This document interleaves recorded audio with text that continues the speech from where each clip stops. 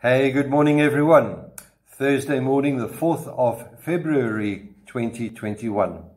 This morning's devotional is reading from Galatians chapter 6, reading verses 7 and verse 9, which read, "Do not be deceived. God cannot be mocked. A man reaps what he sows."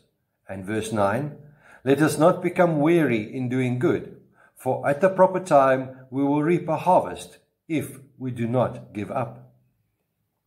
An Austrian, Erich Schwann, fled the Nazis with his family during the Second World War, has bequeathed a large amount of his fortune to the French village Le Chambon-sur-Lignon. I'm not too sure about that pronunciation. But anyway, these residents of the village hid them from persecution for years. Erich Schwann died on Christmas Day at the age of 90. He left nearly 30 million rand in his will. Why did he do this? He did this because the inhabitants of that little town offered shelter for 7 years to him and his family during the Second World War. Although few, if any, of the inhabitants of that time are still alive in the town today, their offspring are reaping the benefits of their ancestors' good deed. The same is true for our lives. We are not good to others to get something back, yet it always produces a blessing, either in our own lives or those of our children. Likewise, if we harmed people, but we are unwilling to repent of that, it may come back to haunt us. Why? Because God sees everything and His word stands firm. We see in the Galatians reading that God cannot be mocked and that a man reaps what he sows.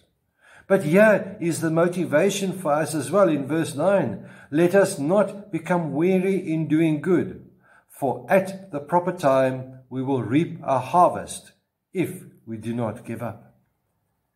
We need to persevere in doing good.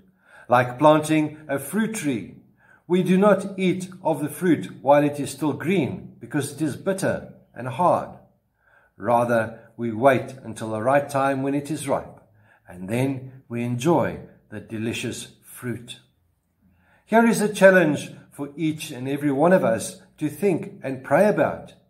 If our lives can be compared to a garden where good seeds sown bring forth flowers, while weeds come forth due to evil deeds, what does your garden look like today?